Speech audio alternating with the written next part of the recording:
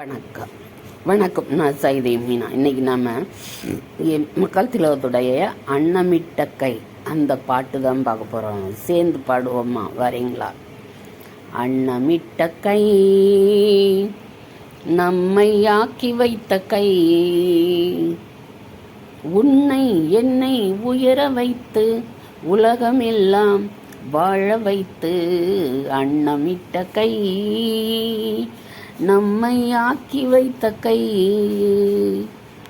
உன்னை என்னை உயர வைத்து உலகமெல்லாம் வாழ வைத்து அன்னமிட்ட கை, நம்மை ஆக்கி வைத்த கை.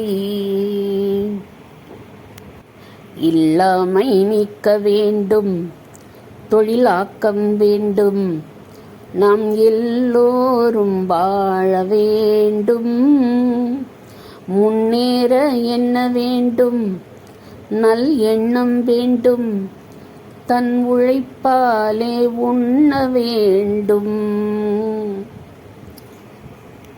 முன்னேற என்ன வேண்டும், நல் எண்ணம் வேண்டும், தன் உழைப்பாலே உண்ண வேண்டும்.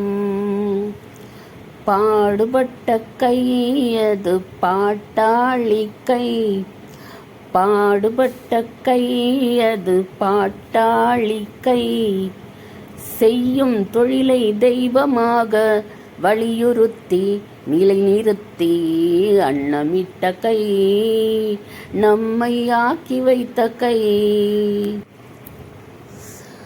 பஞ்சுக்குள் நூலை எடுத்து பட்டாடை தொடுத்து தன்மானத்தை காத்திருக்க, பஞ்சுக்குள் நூலை எடுத்து பட்டாடை தொடுத்து தன்மானத்தை காத்திருக்க,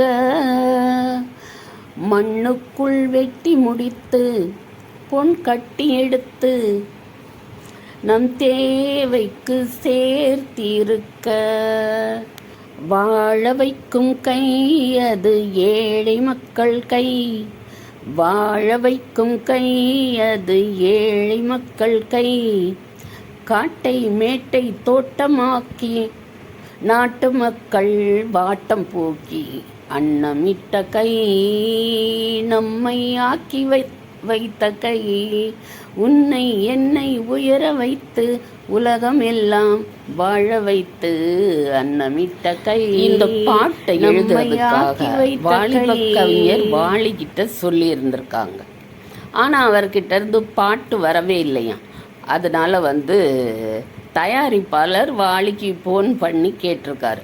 அவர் சொல்லியிருக்காரு, என்னோட மனைவியை குழந்தை பேருக்காக பிரசவத்துக்காக ஆஸ்பத்திரியில் அட்மிட் பண்ணியிருக்கேன், இப்போ வர முடியாது அப்படின்னு சொல்லியிருக்கார். தயாரிப்பாளருக்கு கோவம் ஃபோனை வச்சுட்டாராம். இந்த விஷயம் எம்ஜிஆர் காதுக்கு போயிடுச்சு. அவர் என்ன ருத்ரதாண்டவமாக ஆடுவார் இல்லைங்களே. அவர் குழந்தைன்னா அவருக்கு எப்படி பிடிக்கும்னு எல்லாருக்குமே தெரியும் இல்லையா. உடனே ஆஸ்பத்திரிக்கு போய் வாலி ஐயாவுக்கு பிறந்த குழந்தைய பார்த்து அதுக்கு ஒரு செயின் வேற போட்டுட்டு வாழ்த்தி, நீங்கள் 2 நாள் கழித்து தாமதமாகவே பாட்டை கொடுக்கலாம் அப்படின்னு சொல்லிட்டு அந்த பொன்மனச்செம்மல் நம்ம தமிழக மக்களை எல்லாமே குழந்தைகளாக நேசித்தார் இல்லைங்களா.